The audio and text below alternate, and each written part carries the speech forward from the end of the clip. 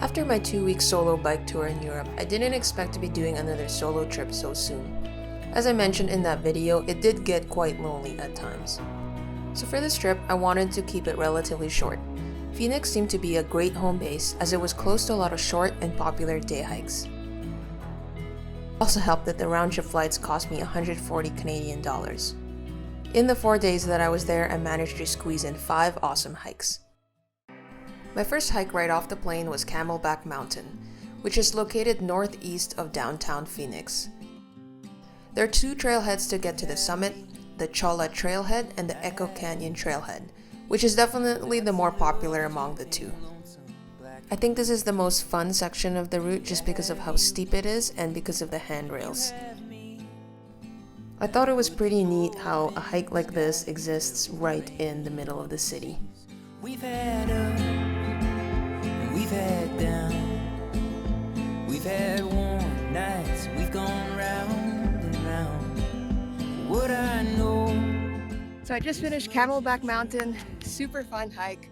It's a really engaging and involved hike where you have to use your hands a lot and you always have to watch your step. As you can see, it's pretty rocky.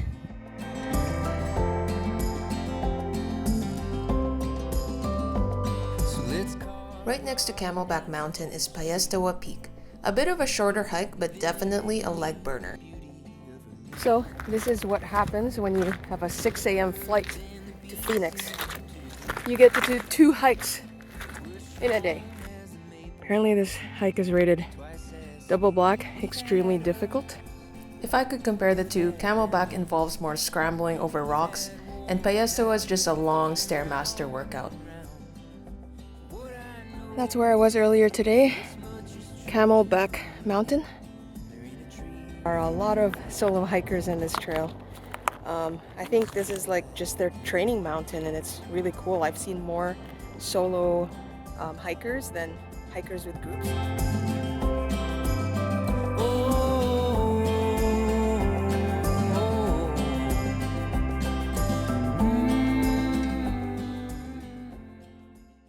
Good morning. Second day here in Arizona, and today I'm doing a hike called Flatiron. Flatiron lies right outside of Phoenix and is part of the Superstition mountain range. Shout out to my friend Megan, who's here in Phoenix all the time, and she's the one that recommended this hike. Yeah, another solo day. I think there's 800 meters of elevation gain. Looking forward to it. Nothing around us, just flames in the fire. And through the night that burn like me for you. Covered in wonder, sweet in the silence. Oh, we'll keep running and we'll keep running. Leave your worries. So I just met a guy, Jim, and he's done this hike close to 500 times. And the wildest thing is that he was 92 years old. 92! It's wild.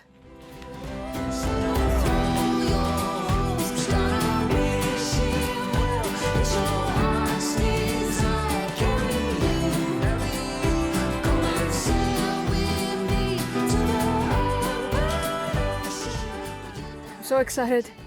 Here, finally at the top, there was so much scrambling. Way more than I expected. A really, really good hike. And make sure you're comfortable though using your hands. The route finding was a little bit difficult. I can see how some people can easily get lost. So probably not the best hike to do on your own if you've never done it before. I kind of just stuck close to other hikers in front of me.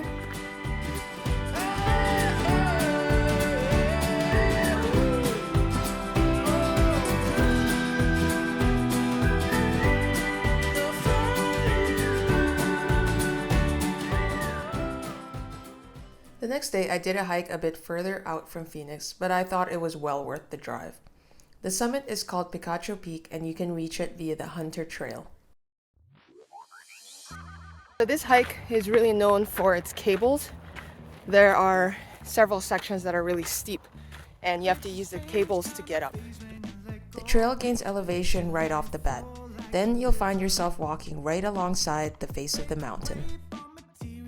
So after around 270 meters of elevation gain, you'll reach this bench. You'll actually have to start going downhill. So just keep that in mind. It was a little bit discouraging to have to go downhill after grinding up. But in no time, you have to start gaining elevation again, and this is where the fun starts.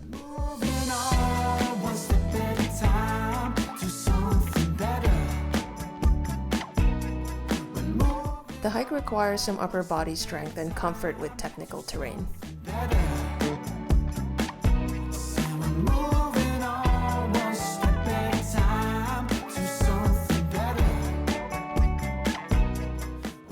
I feel really fortunate. I have the whole peak to myself. Bring gloves. Don't forget your gloves. As you can see behind me, the views aren't spectacular, but the journey is what matters on this one.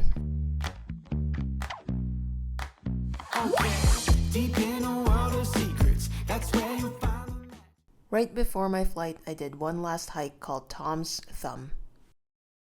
Doing my last hike of my trip. It's called Tom's Thumb.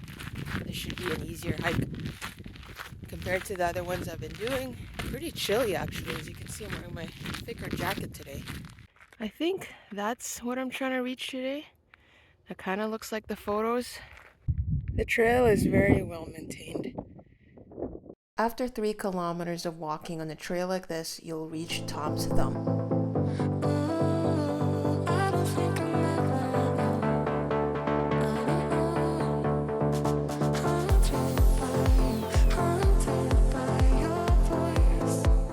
Thumbs up for Tom's Thumb hike. So the trail is actually really nice. So I think I'm gonna run down. Let's go.